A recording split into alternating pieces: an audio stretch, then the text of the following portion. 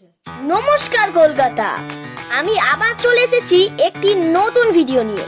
তবে আজকের ভিডিওটা হতে চলেছে আমার মায়ের হাতে দই চিকেন রান্না নিয়ে। তো চলো বন্ধুরা, শুরু করা যাক। প্রথমে আমরা হাড় সমেত চিকেন নিয়ে নিয়েছি। চিকেনটাকে ভালো করে ধুয়ে 1 চা চামচ নুন, 2 চা চামচ আদা রসুন বাটা, হাফ চা চামচ গোলমরিচের গুঁড়ো দিয়ে ভালো করে মাখিয়ে 30 মিনিট রেখে দিতে হবে। তখন আমরা মিডিয়াম আঁচে গোটা জিরে ভেজে গুঁড়ো করে নেব। তারপর কড়াইতে 100 ml ফরচুন সরষের তেল দিয়ে দেব। আপনারা চাইলে রিফাইন তেলও ব্যবহার করতে পারেন। এরপর চিকেনটা হালকা লাল করে ভেজে তুলে নেব।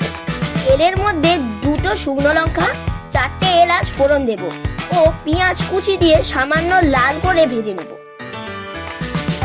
এর মধ্যে দিয়ে দেব 2 চা চামচ আদা রসুন বাটা, ঝালের জন্য 5টা কাঁচা লঙ্কা, স্বাদ মতো নুন ও ধনে গুঁড়ো দিয়ে ভালো করে ভেজে নেব।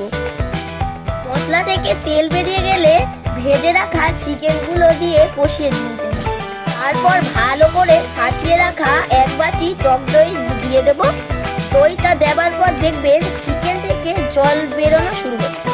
এভাবে ঢাকা দিয়ে 10 থেকে 15 মিনিট ফুটিয়ে ততক্ষণ আপনারা আমার চ্যানেলটা সাবস্ক্রাইব করে দিন, পাশে থাকা বেল আইকনটা প্রেস করে দিন। আগের ভিডিওতে আমাকে এত ভালোবাসা দেওয়ার জন্য আপনাদের সকলকে অনেক ধন্যবাদ। ঢাকা খুলে ওর মধ্যে দিয়ে দিন ভেজে রাখা জিরে গুঁড়ো, কসুরি মেথি। ফাইনালি তৈরি হয়ে গেছে আমাদের সানডে স্পেশাল দই চিকেন। আবার দেখা হবে নতুন ভিডিও নিয়ে।